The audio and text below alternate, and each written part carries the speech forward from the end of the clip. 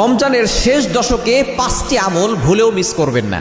রমজানের শেষ দশকে নবীজি সাল্লাল্লাহু আলাইহি সাল্লাম এমনভাবে ইবাদত করতেন যে তিনি কেমন যেন হাদিসের ভিতরে এসেছে, আম্মা জান আয়েশা রাদিয়াল্লাহু তাআলা বলেন যে তিনি তার কোমরে গামছা বেঁধে নিতেন, অর্থাৎ শক্ত করে বেঁধে নিতেন।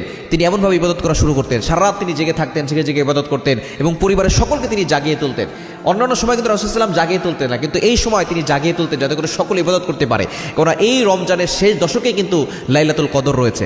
আমরা শুধু লাইলাতুল কদর 27 রাতে তালাশ করি, নো, আপনি এই 21 রাত, 23 রাত, 25 রাত, 27 রাত, 29 রাত, বেজোর রাতগুলোতে তালাশ করবেন এবং শেষ 10 দিন প্রতিদিন আপনি আমল করার চেষ্টা করবেন। এই 5টি আমল ভুলেও মিস করবেন না। নাম্বার 1 নাম্বার হচ্ছে আপনি একটি দোয়া পড়বেন, কেননা যে কোনো রাতটা লাইলাতুল কদর হয়ে যেতে পারে। এজন্য আল্লাহর কাছে দোয়া বেশি বেশি করবেন এবং একটি দোয়া বেশি করবেন। আম্মা জান আয়েশা রাদিয়াল্লাহু তাআলা আনহা তিনি নবী সাল্লাল্লাহু আলাইহি ওয়াসাল্লামকে জিজ্ঞেস করেছিলেন, ইয়া রাসূলুল্লাহ, ইয়া হাবিবাল্লাহ, যদি আমি কোনোদিন লাইলাতুল কদর পেয়ে যাই তাহলে আমি কি দোয়া করব?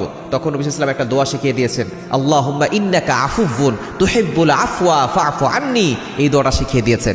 আপনি আল্লাহর কাছে বলছেন, আল্লাহ আপনি তো ক্ষমাশীল, তুহিব্বুল আফওয়া, আল্লাহ আপনি ক্ষমা করতে ভালোবাসেন, আল্লাহ আমার সকল গুনাহ খাতাগুলো ক্ষমা করে দেন।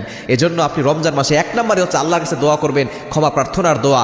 আল্লাহ পাক রব্বুল আলামিন আপনার দোয়া কবুল করবেন। শেষ দশকের 1 নম্বর আমল হচ্ছে দোয়া করা। 2 নম্বর নফল নামাজ বেশি বেশি পড়া, যত বেশি পারেন 2 রাকাত করে আপনি নফল নামাজ পড়বেন। কারণ এই নফল নামাজ একদিন এমন হবে যে আপনার ফরজের ঘাটতি পূরণ করবে।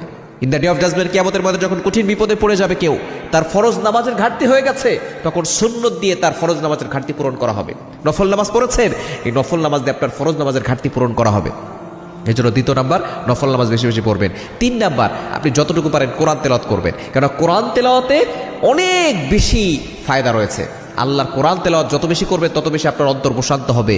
এবং বিশেষ করে এই রমজান মাসটা হচ্ছে কোরআন নাজিলের মাস, আল্লাহ তাআলা নিজে বলে দিয়েছেন। 2 নম্বর পারার 7 নম্বর পৃষ্ঠার 1 নম্বর লাইন, সূরা বাকারার 185 নম্বর আয়াত, শাহরু রমাদানাল্লাযী উনজিলা ফীহিল কোরআন। এই রমজানে আল্লাহ পাক রব্বুল আলামিন কোরআন নাজিল করেছেন। এজন্য 3 নম্বর আমল বেশি বেশি করে কোরআন তেলাওয়াত করবেন। 4 নম্বর আমল হচ্ছে বেশি বেশি করে ডোনেশন করবেন, দান করবেন, কেননা এই মাসে 1 টাকা দান করলে 70 গুণ বেশি সওয়াব দান করেন। এজন্য যত বেশি পারেন আপনি দান করার চেষ্টা করবেন, বেশি বেশি ইফতার করানোর চেষ্টা করবেন, দান করবেন, ডোনেশন করবেন, দেখবেন আল্লাহ বিপদ আপদ থেকে হেফাজত করবে। এবং 5 নাম্বার বেশি বেশি করে জিকির আজকার করবেন, সুবহানাল্লাহ, আলহামদুলিল্লাহ, লা ইলাহা ইল্লাল্লাহ, আল্লাহু আকবার। এই 5টি আমল শেষ দশকে ভুলেও মিস করবেন না। যত বেশি করবেন তত বেশি আল্লাহ তাআলা রমজানে আপনাকে সার্থক করে দিবেন এবং আপনি সাকসেসফুল ম্যান হতে পারবেন।